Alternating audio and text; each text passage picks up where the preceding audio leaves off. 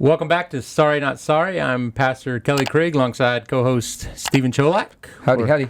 Another exciting episode of Sorry Not Sorry. So I know you're on the edge of your seats. I know. They've been in anticipation emailing me. When's the next one? When's the next one? It's always Monday at noon. Always Monday at noon. Unless it's not.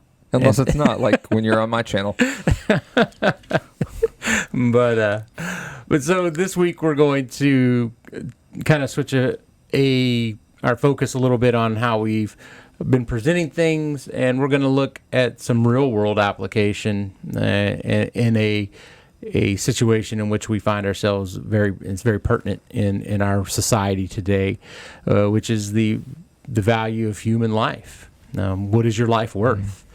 And so there's two competing camps that exist out there, and we want to be the loudest voice. Unfortunately, I don't think we are often, or at least we're not given the loudest, the biggest platform. Maybe we tend to kowtow to the louder or more rambunctious noises around us. We do. I think we do.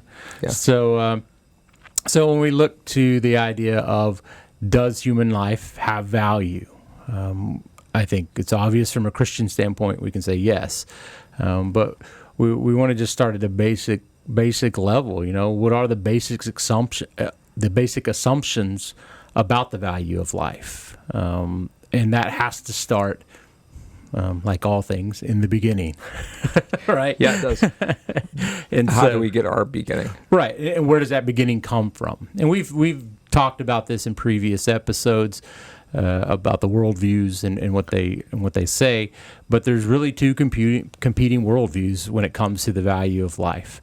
Either God exists, or He doesn't. He doesn't, yeah. And so the answer to your question, does God exist, is going to frame the rest of what we're going to talk about. And so if you come from a viewpoint that, yes, God does in fact exist, then that will determine the value of humanity, if in a positive way, we would say.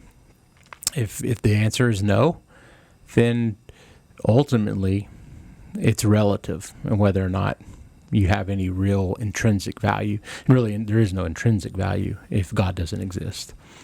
If God exists, then there is a purpose for us being different or separate from the rest of the animal world and the rest of life in general. If not, then we're just one among many. Yeah, we've won the evolutionary race up to this point. Yeah, but at some point, a dolphin could suddenly... I've always been leery of dolphins. They're too smart for their own good. Or penguins. Yeah, penguins are tricky. Well, they look so fancy in their suits. They do. Hey, is this... I don't know, are we going to get to a question of the difference between the sanctity of life and the quality of life? I think we might. I think that's something we'll get to, because those are what we want to make sure that we understand.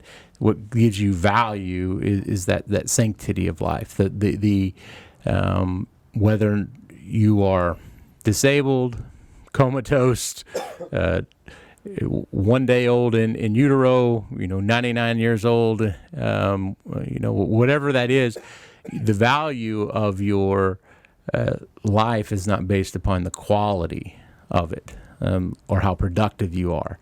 It is more ingrained. It is because of who you are, or I should more say whose you are, and that's where your value comes from. That's where your worth comes from. It's outside of us. It comes to us. Extra nos. Yeah, extra nos. There it is. The Latin scholar. Yeah. All right, got to get those in. I always tell my students, remember who you belong to, and I'm not talking about your parents. Right. Exactly. Yeah. Okay. Yeah, well, our Heavenly Father, right? Yes, exactly. So with the question of, basic assumption, does God exist, does God not exist? Those you have a yes or no question, or yes or no answer to that. And so that's going to help inform your reality. What is reality? And so those that say, no, God does not exist, we would categorize them in an atheist camp, or secular humanism is really the vein in which you have, the atheists are encamped in. And so the secularist view of reality then comes to us, and I think we touched on this is simply just natural. It's materialistic.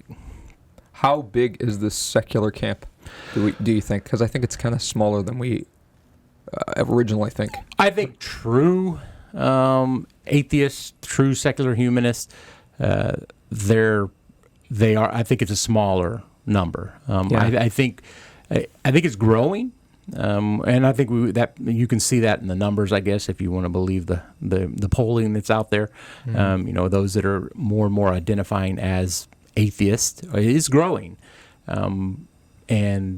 but you see more of the spiritual, not religious. That's the largest, I think, growing segment, and as far as people's worldviews, the modern day agnostics, right? And that's the one that's really swelling in ranks, because people. One, we talked about, Paul in Romans tells us, the law's written on our hearts. We know that God exists. We know that there's something outside of us, and so even those whose hearts are hardened by sin can't get to the point or they completely deny God. There's something within them, even if they deny the true God and they deny, Christ.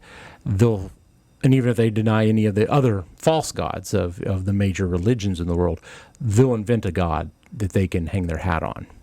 Yeah, and Luther talks about anything that you put your trust in, the thing that receives the highest amount of your trust is going to be a God to you. Mm-hmm. Yeah. So there's like a hierarchy in every heart of where you put your trust, love, and fear. And that could be in cars, it could be in your popularity, it could be in your amazing speaking skills, it could be in the company that you keep, all sorts of things. Yeah, you name it, and we've made a God out of it.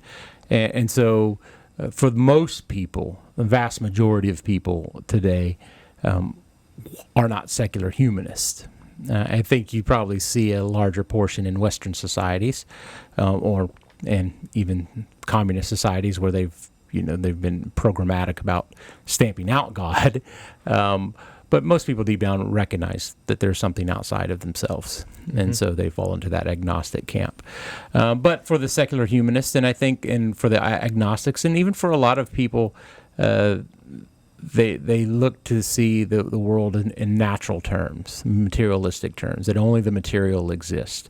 There isn't anything outside of that. So if I can't put it under a microscope, if I can't touch it or feel it or weigh it or measure it in some quantifiable way, if I can't see its effects, then it doesn't exist.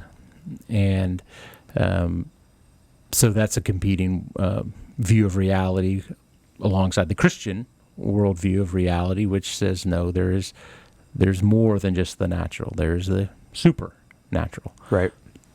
And the realm in which God exists, the realm in which demons and angels exist, the realm in which the soul and spirit exist, and those aren't accessible in the way we would are able to access biology and material things.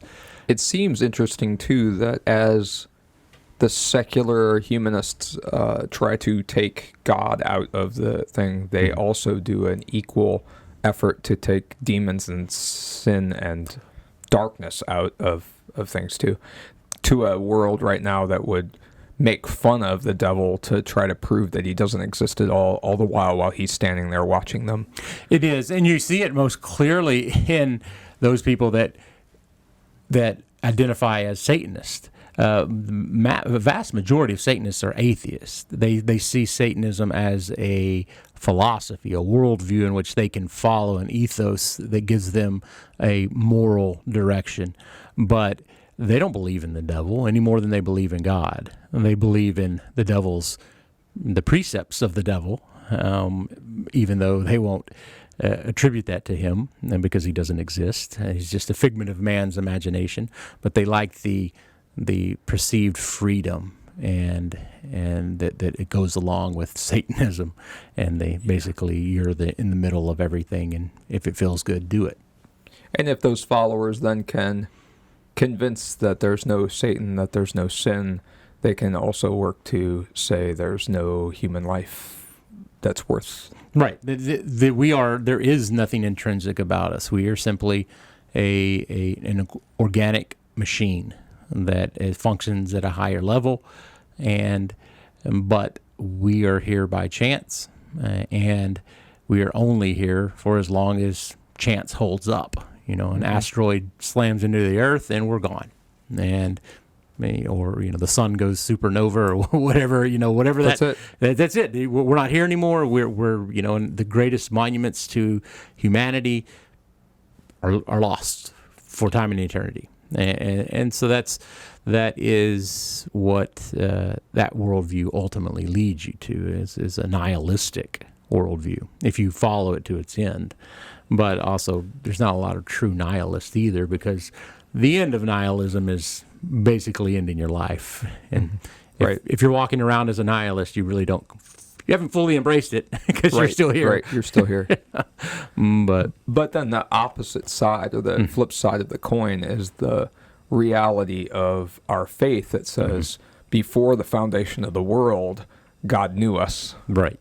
That then we came into being as he formed and shaped us in the womb, and that we will continue to live with him after we die. After the wages of sin are paid, and our death, we will be in spirit in heaven. But on that last day of history, when Christ comes back for the resurrection of the dead, we're reunited, body and soul, as humanity was originally intended to be, and we'll have an eternity. And he comes back because we're worth something to him. Right. And the worth is immeasurable. You look to the cross and you see the worth. You see your worth. The death of God is what you're worth. And so, although he does not stay dead, but nonetheless, he died for us. He died for everyone that has ever lived and ever will live. And so that in and of itself, and that's really the implications of these two realities as it concerns the value of human life. If there is a God out there who created you and created this universe, and in the Christian worldview died for you to reconcile that, your worth is immeasurable. It's beyond comprehension what you are worth. If we are random chance, you're not worth anything. And I might as well just take out the people that are annoying to me and live my life the way I want to. Right, and you become a complete hedonist or whatever, however you want to live your life, you do it. Yeah, I like Krieg's truck, so I'm just going to take it. Yeah, you can have it. And it's been... No, it's still a good truck. Don't take it, please. Okay, I won't. Thank you. The seventh commandment tells me not to. Not to, right? But yeah, so there's this idea that somehow you can derive a morality outside of God, and that we as humans can come together to make a morality, and it falls apart very quickly when it stands up against the real world test. Yeah. We had a discussion in class the other day. Can a person who has no faith do a good work? That was a very interesting conversation with the seventh graders at the time of, well, what is a good work, and why are people of without faith, why are they doing this work? What is the ultimate?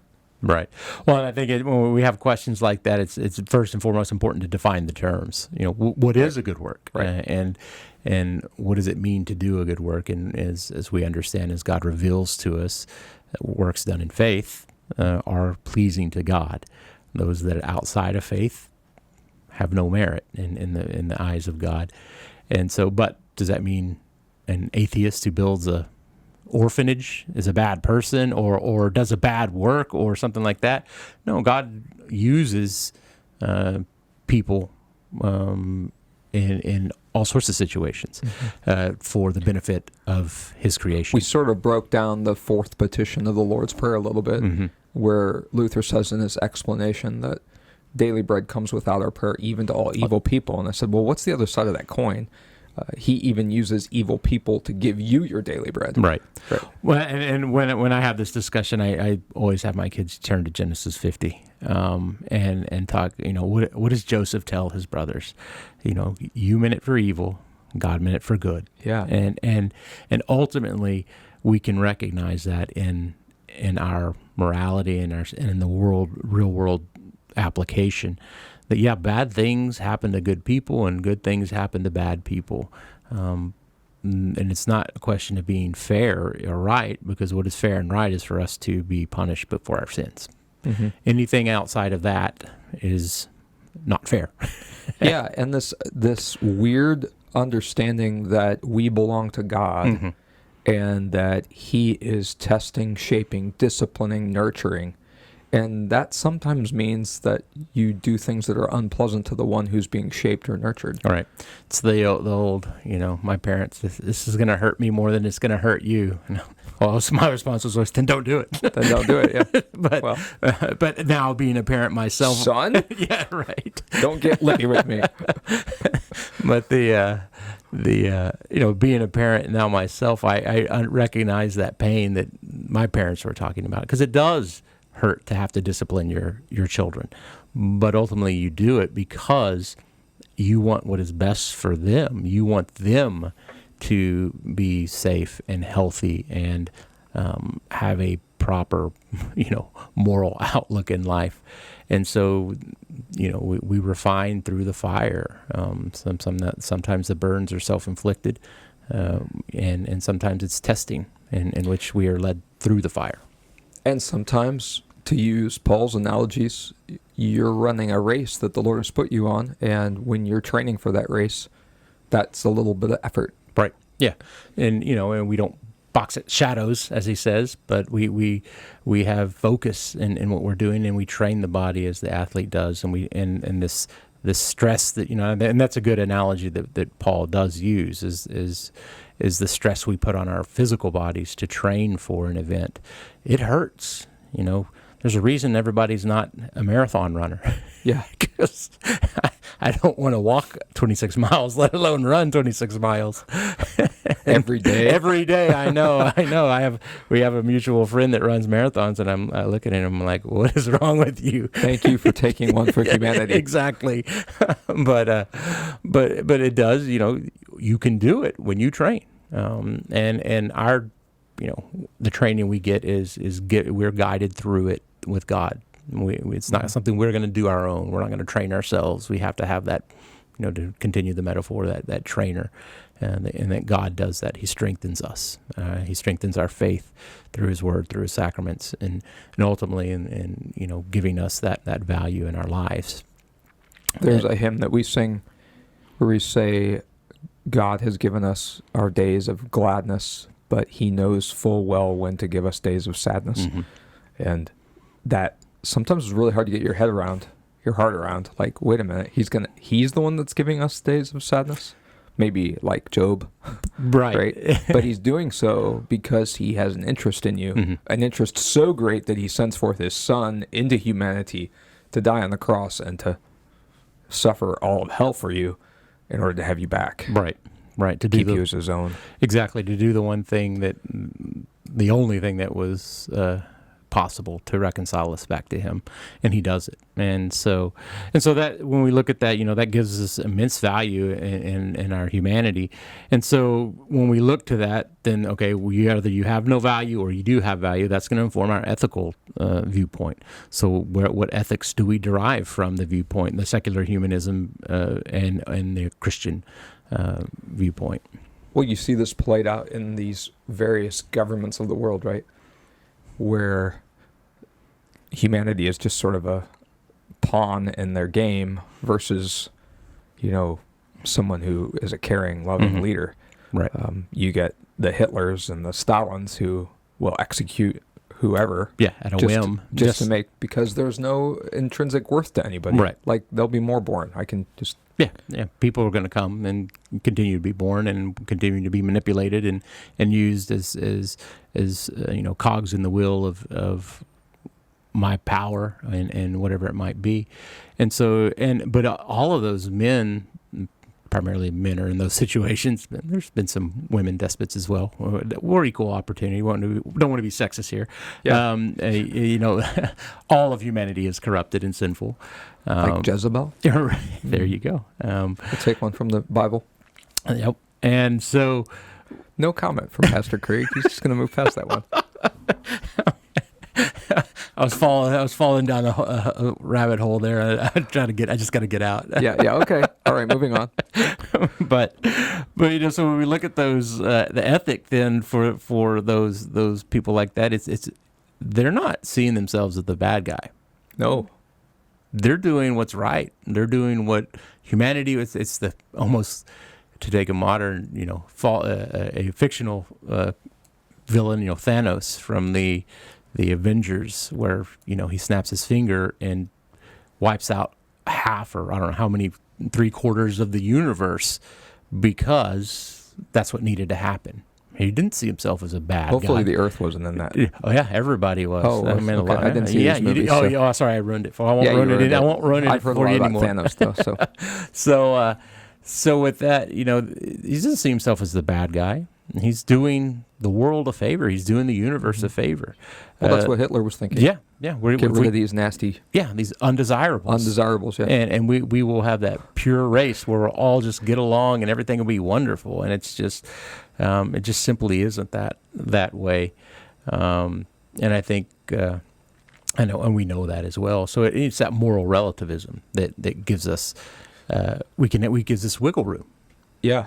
And then I don't know how many people realize this, but you see the other side of the coin, Christianity, who has an infinite worth upon human life, that ended up being the ones that created all of these hospitals and universities and orphanages and all of these things that... The mercy arm of the church is... Which tends, at this point in time, at least in the United States, to be taken by the government to do. And like we started the whole episode off, is being relinquished by the church because, it's getting done. Right. Somebody's doing it. And so now we can focus on X, Y, and Z now, or whatever it is. And so, so that gives those, so we have a moral relativistic view in the atheist camp or secular humanist. But then in Christianity, we have moral absolutes. There is right and wrong. There is black and white. There are areas that God says no, we're to say no. God says do, we're to do. And so that gives us clarity and direction and a sense of value. We know that human life is to be protected because God has told us to protect human life. You shall not murder. You are created in the image of God. You are someone who is the creator of the universe, knows every hair on your head. He has them numbered. And he formed you and knitted you together in your mother's womb. And all of these, like... Yeah, and so when we recognize that, we listen then. We listen to what he says for what is his will. Now, we don't do it perfectly because sin corrupts us and leads us astray. But nonetheless, we still continue to let that guide us. And, first and third use of the law, and that guide and the curb and the guide to show us what not to do and where to go. And so that's what our morality is based upon. And so the worth that gives to human life, if you have moral relativism, you have materialism, then and only things are naturalism. Human life isn't worth anything. It's just not. You're just a meat bag that thinks it's smarter than it really is. But for the Christian, for the person of faith, you have infinite worth. There's no way to measure it. Well, I shouldn't say no way to measure it. Look to the cross. Yeah, look to the cross. There it is. There's the measurement of your worth. And you should say, we should at least include, too, that then you have worth to other people who are Right. here. Exactly. Yeah. Your worth is to, God in that vertical relationship comes down, brings you worth, and then the horizontal, that worth spreads to your neighbor and to your community. Yeah, and to the Luther used to world. say, God has no need for your good works, but your neighbor does. Right. And we would all be better if we would commit that to memory and live by that, Exactly. by that creed. Bear one another's burdens. And so, yeah. So, all right. So this kind of, you wanted to kind of go over, the value of human, what gives your life worth. For next week, we can talk a little bit about one of the big things in society is, abortion and the value of sanctity of human life today. And so next week we'll kind of talk about that. We'll talk about what some of the arguments that you will find when you defend the right to life and the sanctity of life. You'll hear 4 common arguments that pretty much fall into one of these 4 categories that we can combat, and then we'll back it up using scripture and those types of things.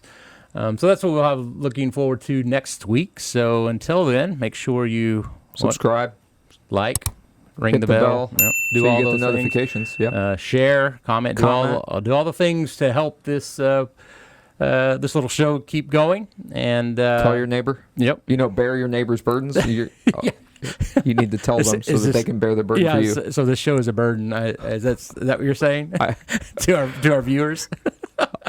Sometimes it may be, right? but nonetheless, we do thank you for watching. And until next time, I'm Pastor Krieg. I'm Pastor Cholak. Have a blessed day.